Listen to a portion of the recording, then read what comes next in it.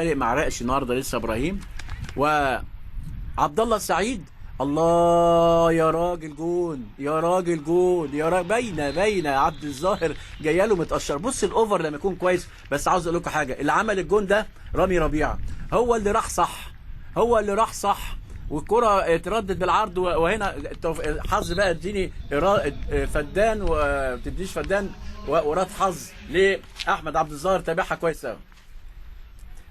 اللي جنب بص حضراتكم بص المروحه دي، المروحه هي ده الهدف، ده الهدف. وحظ عماد متعب وحش قوي، بس تابع كويس قوي وتسقط الكوره لعبد الظاهر، تبقى مقسومه لك يا عماد وتروح لعبد الظاهر. انما الولد ده هو صح، انما لو هو رايح عماد، لو راح بقوه كان جاب جون، انما هو رايح بنوع من البطء شويه، هنا كان لازم يروح ويقطع الشبكه.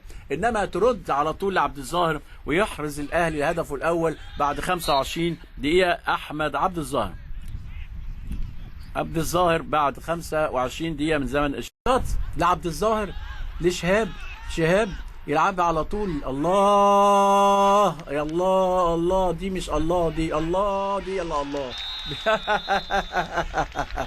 دي اللي الله. اخيرا اخيرا اخيرا عماد متعب يسعد جماهيره ولا نادي الاهلي ويحط هدف جميل جدا. بس لو عاوزين لقطه من اولها، لان لما قلت الله استقبلها وحش قوي. بص دي الله، بصوا الله دي بقى اللي مش الله، فاتت من عبد الظاهر. انما الله اهي، الله متابعه بتاعت زمان، بتاعت زمان. عماد متعب الله الله الله، يعني من تمريره من عبد الله السعيد يعني ليه عبد الظاهر فوتها ولعبها ومتابعها حلوه قوي قوي قوي قوي قوي عماد متعب، عشان تصبح النتيجه 2-0 في غفله او في اندفاع هجومي من نادي يعني